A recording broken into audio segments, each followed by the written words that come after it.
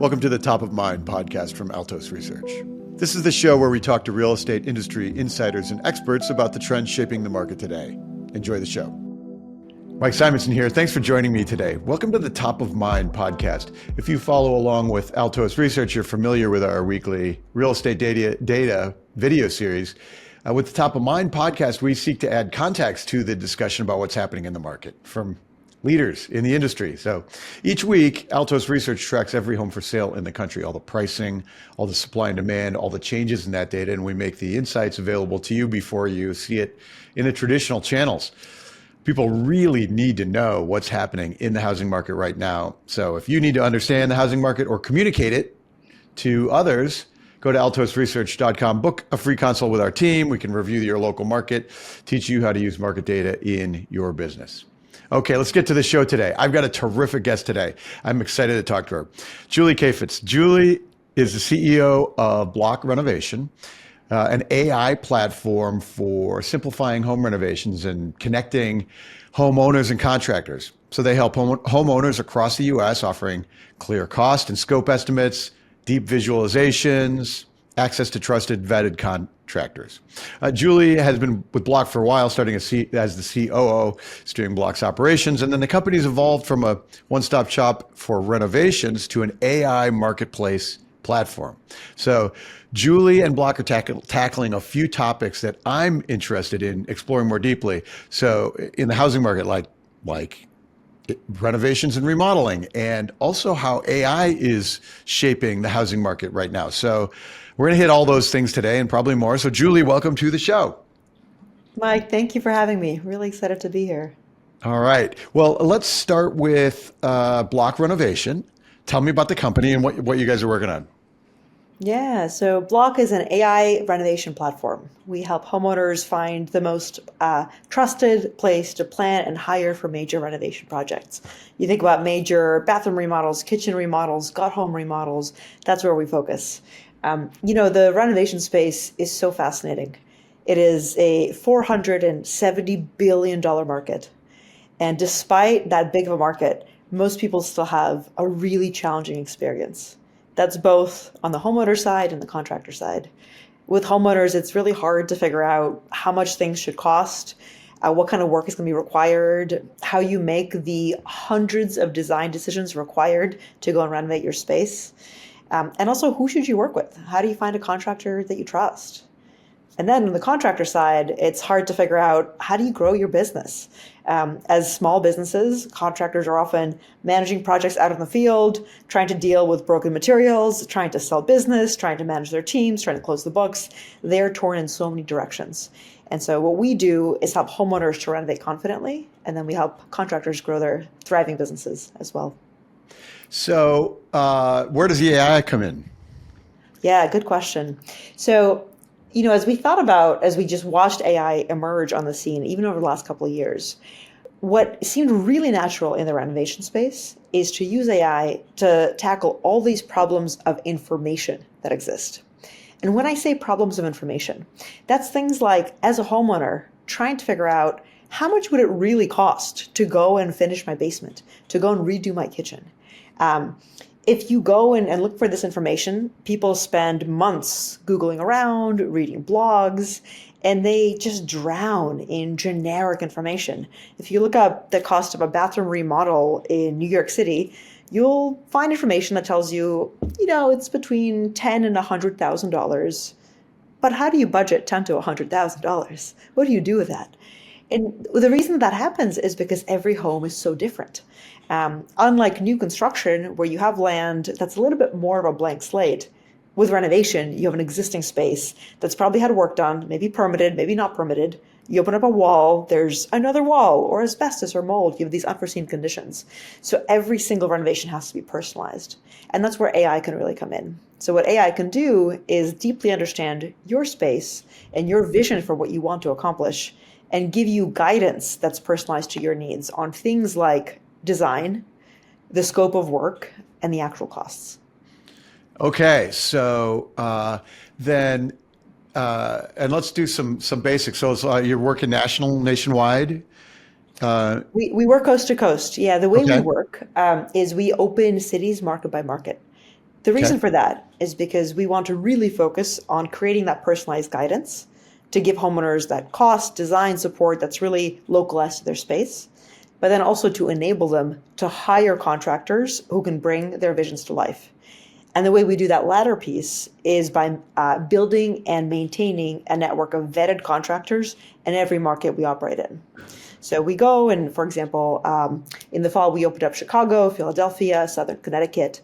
What we did in those markets was go and recruit contractors whom we vetted to make sure they're high on quality, workmanship, insurance is right, licenses are right, they have no department building violations, and they're the right fit for our network of homeowners or our homeowners. But to do that, we need to actually go deep in the market and understand the contractors. So it's really market by market. Got it. Okay. And I just completed a 2-bathroom remodel project, so I'm going to Okay. have that in my mind as we're talking today. The marketplace, meaning you get the consumers there for the contractors, you get contractors there for the consumers, and then which is like the origin of the company. Yeah, that was the origin of what? Exactly.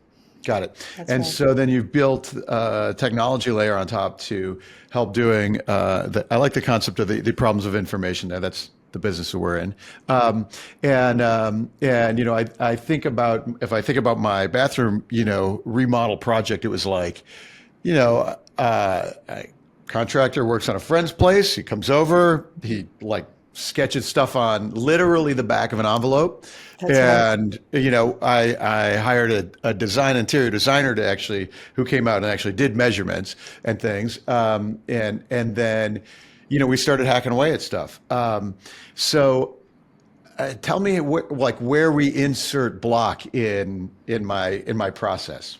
Yeah, really interesting. And before I answer that, I'll ask you, what kind of research did you do before going and finding your contractor?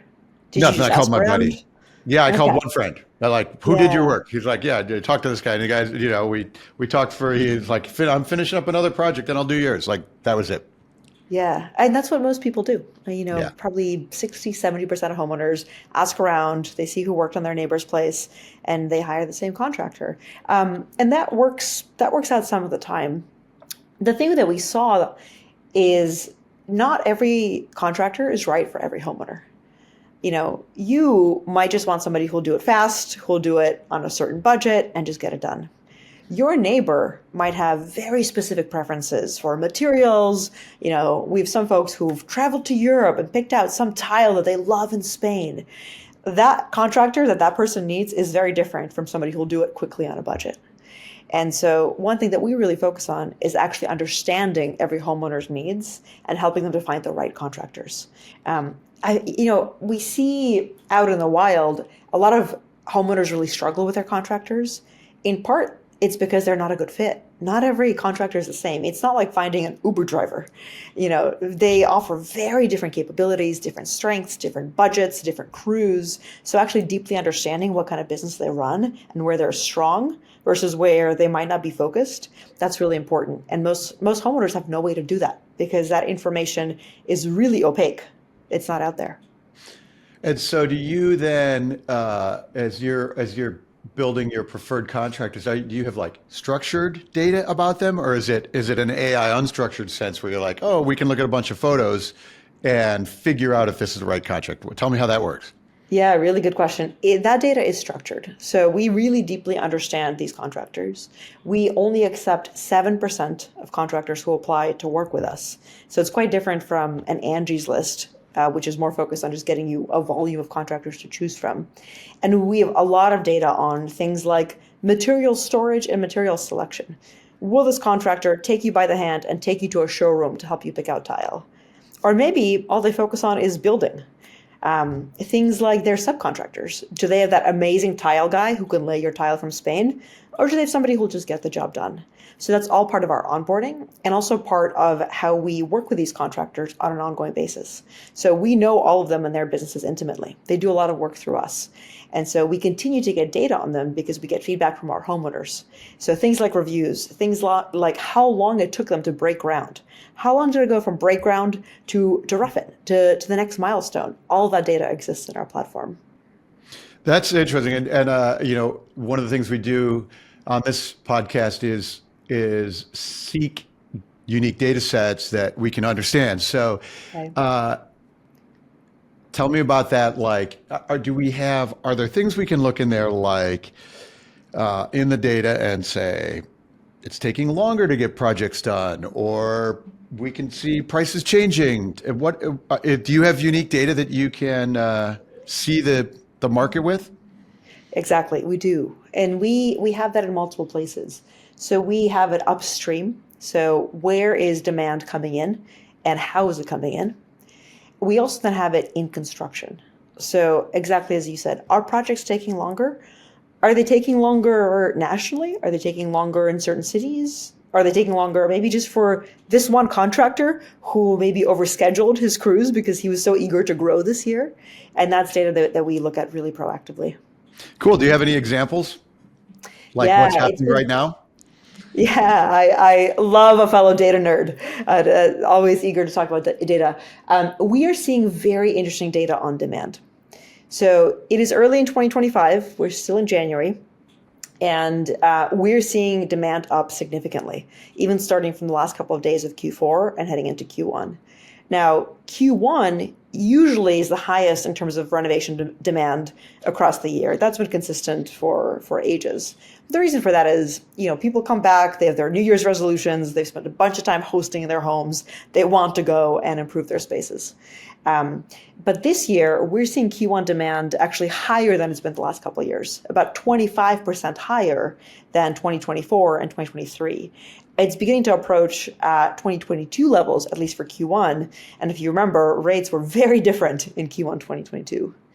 Yeah, 25% higher is a significant increase in demand for remodeling at that time. So it gets to another thing that I was curious about.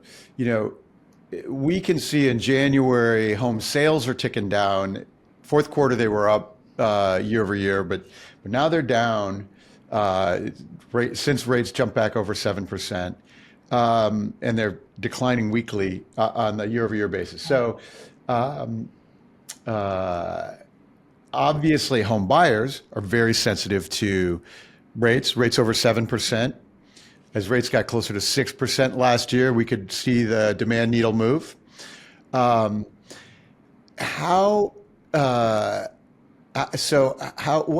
the dynamic there that is saying that's driving renovations up, significantly up, when the cost of money is up? Is there something else at play? It's really interesting. The relationship between rates and renovation demand is multidimensional. So there are a couple of mediating factors. One is home sales, the world in which you live. As you can expect, when home sales are up, renovations are up because more people buy a home. They want to adapt it to their needs. When home sales come down, that's a little bit of a depressor on renovation demand. The other thing that happens, which might not be as intuitive, is substitution. So, for example, if inventory is low or rates are high for buying and people can't buy, they end up actually substituting renovations a good portion of the time. The reason for that is they can't move to a new home, so they're almost forced to evolve their existing home to their needs. On a macro kind of longitudinal level, we see this with starter homes. So the tradition for ages was you'd buy your starter home, you knew that was not your final home. Your family would grow, you'd buy your next home, and eventually you'd be in your forever home. What we're seeing now is more and more often the starter home becomes the forever home because folks can't afford to upgrade. And they have to, even as their family grows, make use of the space that they have. And so what happens kind of over the years with rates and home sales is when home sales are kind of growing like crazy, renovation demand is growing as well. And we saw this, for example, in 2022 and 2021, renovations were growing at 20% year on year in terms of total dollars, total projects. As home sales dipped, as rates came down or rates came up in 2023, renovations plateaued. So they didn't fall as much as home sales did, they flattened. And now they're beginning to tick up again. Okay. So this is this 25% increase in renovation activity that you're seeing is really sort of off a low baseline, or from like it's like picking up from flat over the last year is how we look at it? Exactly. And this is an early indicator. This is just people seeking out renovation services from us. Okay. Yeah. It's Yeah. not Okay. Great. necessarily It's sold a leading renovation indicator. contracts. Exactly. I would say it's still early days, but Hmm. it is interest and demand versus sold kind of closed finished renovations. Got it. Okay, great. So that's a demand interest indicator. Um, which okay, so that makes sense. That those are people saying, "Well, I'm moving this year," Exactly. and okay, so they are frustrated by they've been stuck in place for 2 years, and they're like, I may never get out of this place. Okay, so that's an interesting angle. Do you are there other drivers, other macroeconomic drivers that you're noticing um, drive that go into that equation? Yeah, home equity has been a really interesting factor in all this. So Americans' home equity is up 80% since 2019. It's Yeah. just massive. It's close to $35 trillion now. And that's a factor of two things primarily. One is home values have risen so rapidly. The other is that folks have been paying off their mortgages.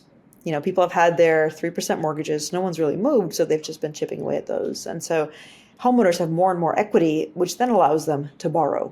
So maybe you can't afford to upgrade your home to go and move to a new one, but now you have a bunch of equity against which you can take out a HELOC, a home equity line of credit, to go and pay for your renovation. And maybe you can get that at 5, 6%, even if you don't want the mortgage at 7%. Right, right, right. Yeah. Okay. All right. So that's really fascinating. You know, I've got a couple other things I'd like to get to, though. I'm interested. Maybe this is the right time to get to.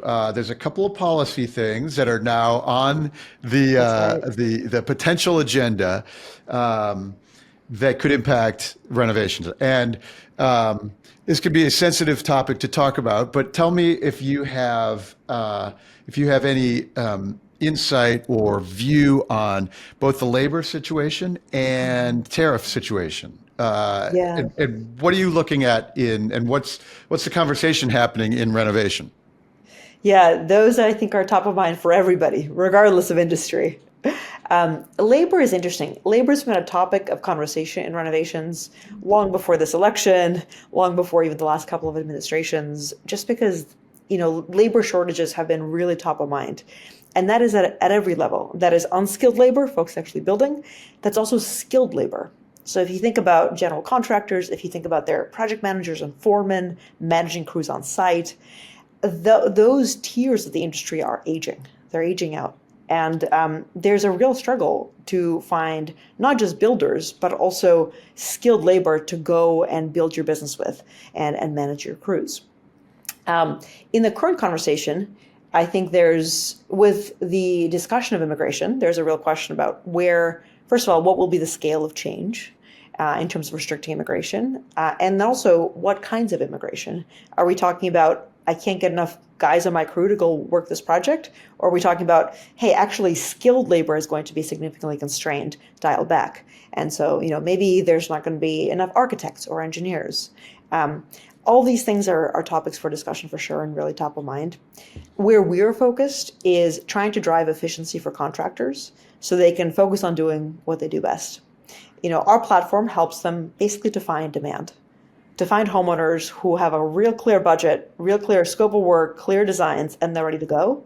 And what that means is contractors can then spend less time selling, trying to manage homeowner communications, having to explain what it means to move plumbing, and they can just focus on building. So some technological efficiency to the business that helps maybe mitigate some of the scary things that are on the horizon. That's the hope. Okay. All right. I buy that. I buy that's a a good application. So are there other trends in the renovation space in general, big picture stuff that I should know about, like as I'm thinking about the housing market in general and the country we're in? Yeah, and related to kind of things that are top of mind politically after the election, efficiency in construction has declined significantly in the last 50 years. If you look at output per man hour, today in construction, it's similar to what it was in the 1970s, which is really staggering. You think most industries with technology, with advancements, just go up and get more efficient. Part of the reason for that is regulation. At every level, contractors have had to deal with more permits, more regulations, more approvals to go and build projects, just like developers have. Now, deregulation is top of mind right now at the federal level. If any of that percolates down to the local level, that could significantly have an impact in mitigating some of that impact on labor shortages. That's fascinating. I guess I didn't realize the productivity of workers or in the space has not really improved in that time. Oh, that's Yeah. okay. So, it does feel like there's some political will is starting to take hold and start to solve some of those things for our great affordability crisis that we have in the country right now. Okay, that's really fascinating. So let's switch to AI. Um, does let's start like one of the questions I like to explore is as you're building an AI platform, it's very easy to label that, but I'm Of interested course. in where the wins are. And the way I see it is too, I had a conversation with a buddy this weekend who runs a mega tech company and in San Francisco here. And we were talking about where AI and they have, 5,000 customer service people that they can shrink down and are getting dramatically more effective. So that's an internal facing application I see as opposed to an external facing, which is like, do I upload some pictures and get the pictures processed or generative pictures on the way out of what things are going to look like? Where are the wins in AI in your business? Yeah, I think especially if we go back to those problems of information that exist out in the industry, I Yeah. see so much potential for AI to create access to services that couldn't be accessed to folks in the mainstream. So, for example, architectural support. In San Francisco, I think where you are, in New York, where I am, it's hard to get an architect for under $20,000. Right. Now, if you are doing a $20,000 bathroom project, if you're like sprucing up a half bath, you're not going to pay 25K for an architect. You're kind of on your own. What AI can do is deliver that support. So really help you to understand your space, explore designs, figure out what materials you need, how much it'll cost, and do that 24/7 on demand at a fraction of the cost. So those things and applications for users, both consumers and small businesses, I think is where a lot of the potential lies. That's cool. Are you able to deliver on any of that yet, or where are the parts that are coming in first? Yeah. So if you think about the way that architects work, so in figuring out what to do with your space, you have to make hundreds of decisions. What kind of tile do you want? What kind of fixtures do you want? What kind of finishes do you want? And people have very strong instincts. I like this, I don't like that.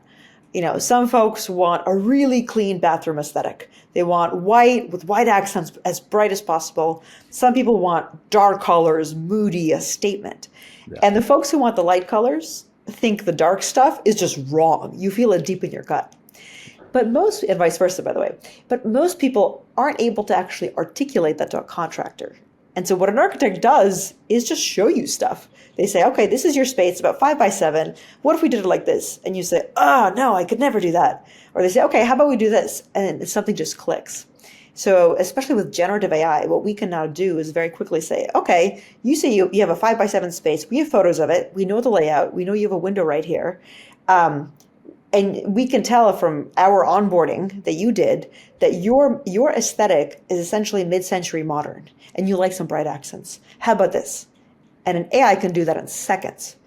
An architect needs to spend probably 2 weeks rendering that, sketching it out in some CAD system like Revit, actually rendering it, getting it back to you. Then you make changes that take another 2 weeks. With our AI, you can do that instantly. And you can just put in so many iterations in a highly personalized way. So that's what our platform is doing today.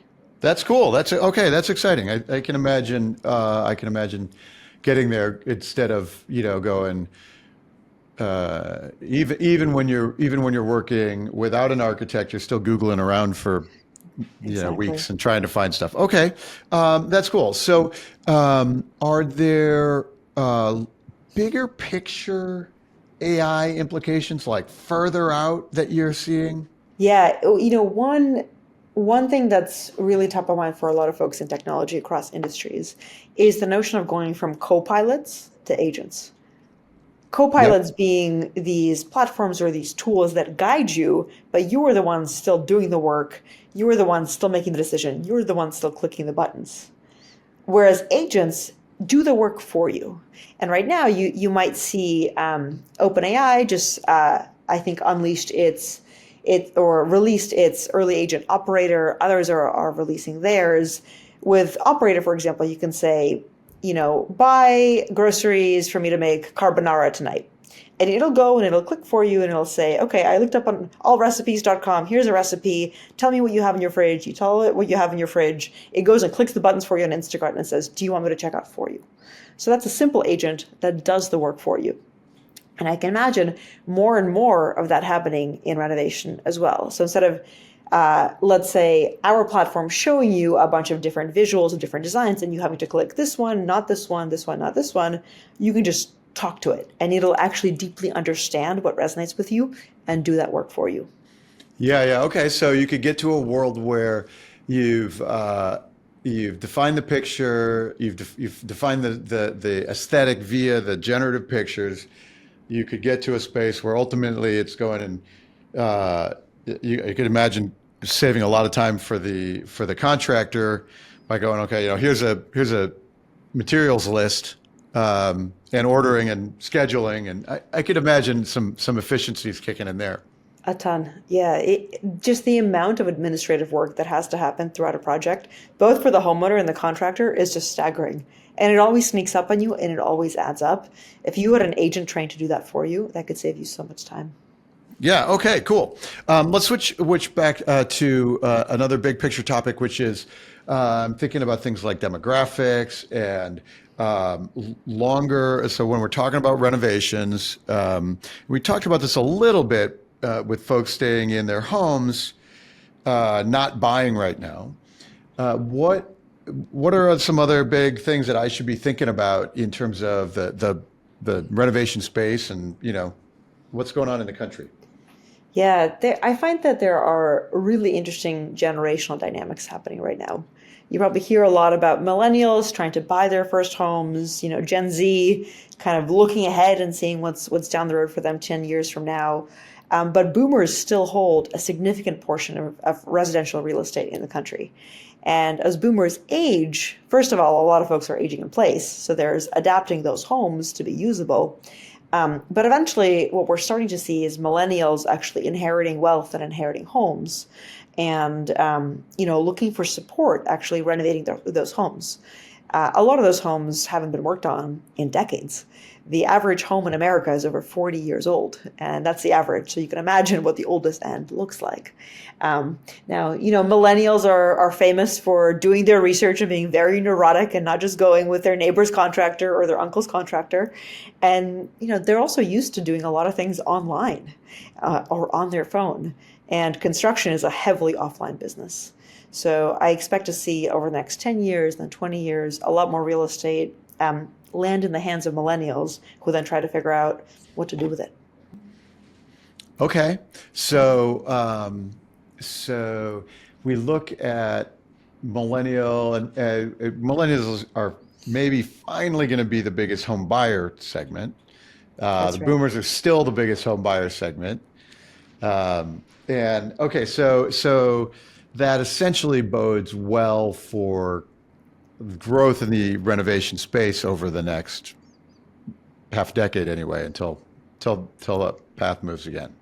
Cool. Are there other macro factors that like drive renovations different from other parts of the economy or different from like housing in general? Yeah, I think we've talked about a good portion of them. At the end Yeah. of the day, our What? housing stock as a country is just really old, Yeah, it and is. that's where we're seeing demand keep going Yeah. up. Yeah. Yeah. Okay. And the um, so let's then talk about like further term future. So we talked a little bit about the demographic trends. Do you have a longer vision? And maybe one way to look at it is like, are there things that the headlines kind of get wrong now? Are there things that people, the zeitgeist is like that we should correct our view on? Yeah. One thing I'd love to see change, and I think will change, is this trope of the untrustworthy contractor. There's so much, and this goes along with the problems of information that we talked about. There's so little trust in the industry, in part because information is so opaque and homeowners feel like there's such an information disadvantage. What I hope to see over time, as more of the industry comes online, as more information is readily available, I hope to see a lot more transparency and trust. If set up the right way, contractors and homeowners should really work as partners. You have a homeowner with a vision, they're willing to pay to achieve that vision.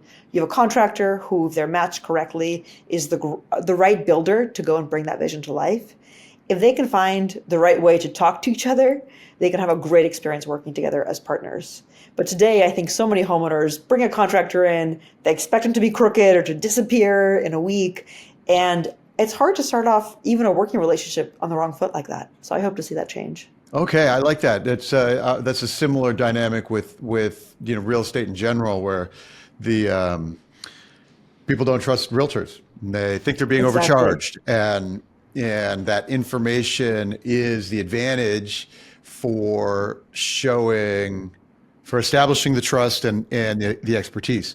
Are you finding that in your platform that that contractors get to establish that? Like, is there a way to are they establishing that trust better? Can you measure customer satisfaction improving or things like that?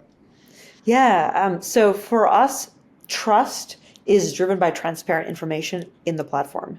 So for example, homeowners considering contractors can see every project that contractor has done on the platform, how much it cost, how long it took, what the build was like, what were the photos before and after.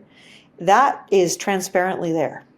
And what homeowners are surprised to see is that contractors are willing to share this information.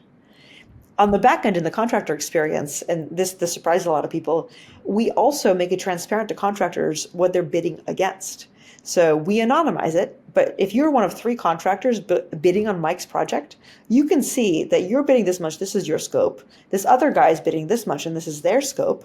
And contractors actually love that. And homeowners sometimes assume that contractors want to hide information and they want to conceal information so they can tack on more profit. They just want information to work with. And they don't always overbid or underbid. They just want feedback on what they're up against.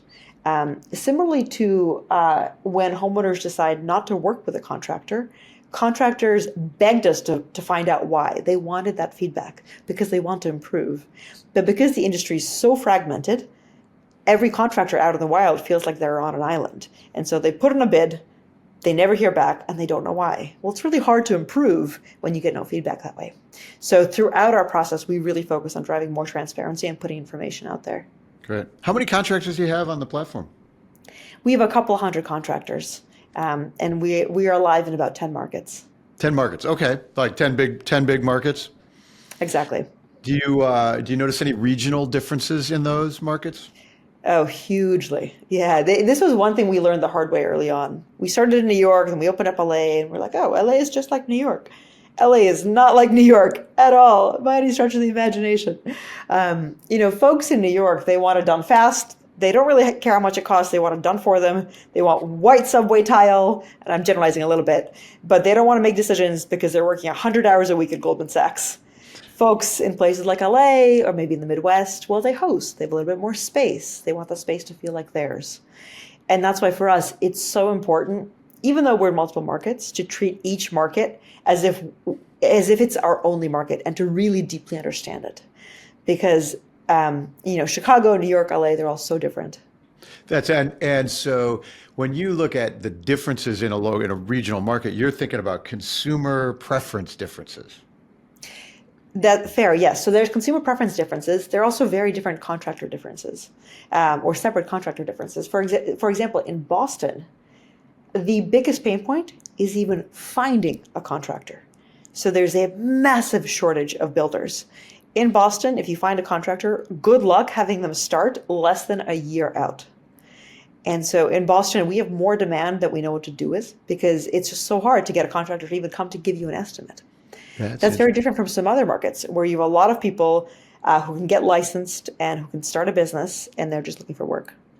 And is that a function of like regulation in Boston? Is it immigration? Is it, Boston has been one of the hotter housing markets in the past few years. So is it related to that?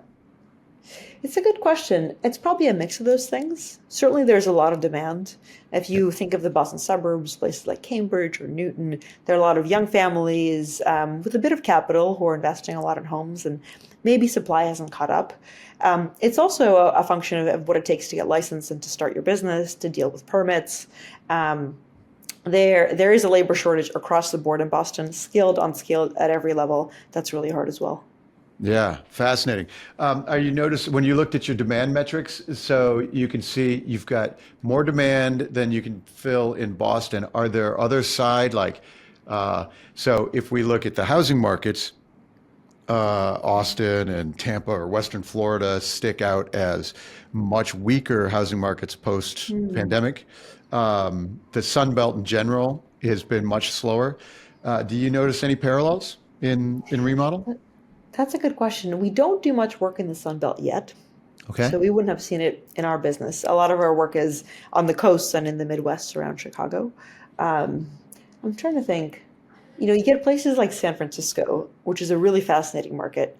What's interesting about San Francisco is at the higher end, you have a lot of people building ADUs, auxiliary dwelling units, so a whole kind of other smaller house in their backyards. There are a lot of incentives for that.